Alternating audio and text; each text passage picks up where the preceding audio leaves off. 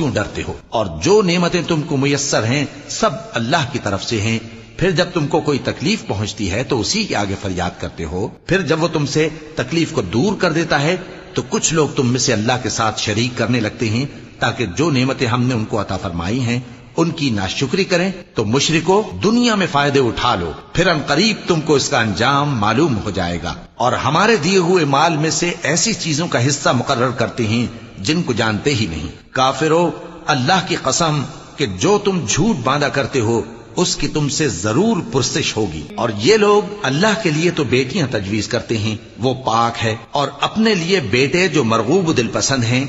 और जब उनमें से किसी को बेटी के पैदा होने की खबर मिलती है तो उसका मुंह गम के सबब काला पड़ जाता है और वो अंदर ही अंदर घुटने लगता है। और उस खबर बद के सबब जो वो सुनता है लोगों से छुपता फिरता है, सोचता है कि आया जिल्लत बर्दाश्त करके लड़की को जिंदा